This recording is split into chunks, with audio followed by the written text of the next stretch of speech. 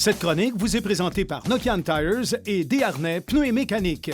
Nokian Tires, c'est un parcours exceptionnel. Nous sommes présentement chez Desharnais Pneus et Mécanique et je suis en compagnie de Danny Bellil. Salut Danny. Salut Daniel. Alors dans cette chronique, on va parler pneus passagers, pneus véhicules utilitaires sport. On va rentrer un petit peu en détail dans les nouveautés, mais avant, on va parler des catégories afin de bien savoir quelles sont les catégories de pneus puis être capable de bien choisir. Exactement, parce que ça peut paraître simple comme ça, mais il y a beaucoup de catégories différentes, puis de prendre le bon pneu pour le bon véhicule, parce qu'il n'y a pas bien de mauvais pneus là, présentement dans l'industrie, mais il y a des mauvaises applications. C'est un peu ça qu'on va travailler aujourd'hui. OK. Quelles sont ces fameuses catégories? Premièrement, il y a la catégorie Touring qu'on appelle, qui est vraiment la catégorie la plus populaire, qu'on a le plus de volume. Cette catégorie-là va englober certaines spécifications. Il y a du Touring, il y a un peu de Touring Performance, mais à la base, la catégorie Touring est axée sur un confort de roulement, va être axée aussi sur une durabilité des produits et souvent une résistance au roulement plus faible. OK. Ensuite de ça, on va passer à la catégorie Performance. Là, on va être axé légèrement plus au niveau de la performance, ça le dit bien, mais de la réaction. Les gens qui ont une conduite un peu plus sportive ou les gens qui veulent avoir un pneu plus directif vont opter pour cette catégorie-là. On peut quand même retrouver une bonne douceur de roulement. Il faut faire attention. Des fois, les gens pensent performance, puis ils vont penser qu'ils vont perdre complètement leur douceur de roulement ou leur confort. Ce n'est pas le cas avec cette catégorie-là. Et en troisième lieu, on va embarquer dans une catégorie qu'on appelle UHP ou Ultra Haute Performance, qu'on va retrouver une gomme vraiment axée sur pour que ça colle, chaussée sèche. Il faut faire attention. Chaussée mouillée, on en voit un exemple ici. Pas beaucoup de lamelles au niveau du produit, beaucoup de caoutchouc au sol. Donc, c'est vraiment axé sur une performance courbe à haute vitesse, changement de voie, direction. Puis, malheureusement, il y a certains véhicules où on n'a pas le choix. Il faut rester avec ce type de pneus-là. Sinon, on n'a pas, évidemment, notre véhicule n'aura pas les performances voulues. Ça, c'est bien évident. Oui. Si on s'en va, tu vas nous emmener dans une catégorie, mais on va commencer avec les pneus passagers. Qu'est-ce qu'il y a de nouveauté? Qu'est-ce qui retient ton attention? Bien, c'est certain que la plus belle nouveauté cette année au niveau du pneu passager va venir de chez Michelin avec le Defender 2. Vient remplacer le Defender T+H.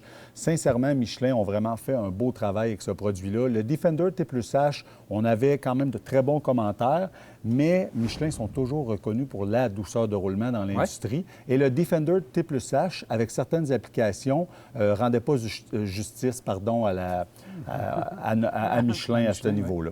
Quand on arrive avec le Defender 2, premièrement, dessin de semelle moins profond, 9,5 32e. On va avoir des rainures larges, donc au niveau de l'évacuation d'eau, ça va très bien aller. Autre chose aussi au niveau de la conception, la deuxième lamelle au niveau du bloc d'épaulement, ce que ça va faire, c'est que plus le pneu va user, il va avoir un élargissement de ce lamelle-là. Donc, même avec un pneu un peu plus usé, on va avoir une bonne place pour rentrer l'eau et la sortir. Donc, encore une fois, moins de risque d'aquaplanage. Oui, parce qu'il a attiré mon attention, parce que la semelle, l'épaulement est vraiment différente. Le design est différent complètement.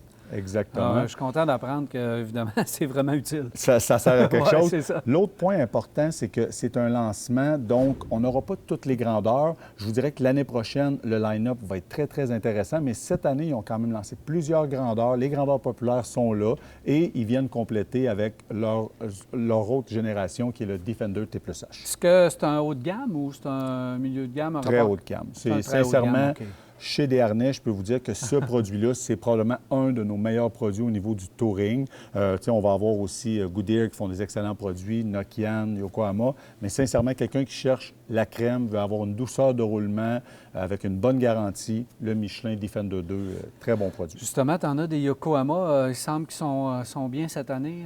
Oui, bien Yokohama, sincèrement, ont des très beaux produits à offrir. Puis quand on parlait des catégories, c'est là que je voulais t'amener un peu. Okay. C'est qu'on va prendre une grandeur comme ça, un 225 65 17, qui est une des grandeurs les plus populaires dans le VUS présentement. On va avoir 4 applications différentes juste chez Yokohama. Tu sais, quand on parlait de prendre le bon pneu pour le bon véhicule, c'est exactement l'exemple cible. Je vous explique. Chez Yokohama, on va avoir un Avid Asan Helix. Okay. Ça, c'est un pneu de longévité, c'est un pneu de douceur de roulement. C'est parfait pour les gens RAV4 qui veulent avoir un pneu silencieux. Par contre, on a le même véhicule, mais avec un propriétaire qui a une conduite un peu plus sportive. Mais là, on va se diriger vers un Assan GT. Que là, on a une cote de vitesse qui est plus élevée, donc la carcasse du pneu va être plus rigide, la réponse plus rapide. Puis on peut même aller encore plus performant que ça avec le Haven Sport A+S. Il faut faire très attention. Quand on parlait de faire affaire avec des spécialistes de pneus, c'est ça l'avantage, c'est qu'on va poser les bonnes questions au client, puis dépendamment de ce que le client va répondre, on va lui offrir le meilleur produit. Parce que souvent, les gens vont y aller avec le prix. Ben oui, moi, je veux le moins cher. Exactement. 4 pneus là-dedans, je veux le moins cher. Bien, s'il n'est pas adapté à ta conduite, tu ne seras pas content. Il faut comprendre une chose, c'est que, comme tu dis, des fois, on va payer moins cher, le pneu va faire une saison de moins, ou le pneu ne nous rendra pas, on va avoir une douceur de roulement. Là, on part avec ça, on se dit, Colin, il me semble que ça cogne, il me semble que c'est pas agréable à conduire. Il faut faire attention, parce que souvent, les gens vont arriver avec un prix en disant, j'ai vu ce pneu-là, j'ai la grandeur pour mon véhicule. Poser des questions. C'est quoi que vous voulez faire avec votre véhicule? Combien d'années vous allez le garder? C'est quoi le type de conduite que vous avez? Puis là, on est capable d'offrir le bon produit au bon client. Est-ce qu'il y en a d'autres qui ont attiré ton attention, Danny? Bien, c'est sûr qu'on a toujours le Nokian One qui est notre produit vedette. On le vend énormément. C'est un produit qui s'applique à peu près à tous les véhicules, que ce soit l'automobile ou que ce soit le VUS, même les VUS de plus grande envergure. Sincèrement, Nokian ont vraiment fait un bon produit avec le Nokian One.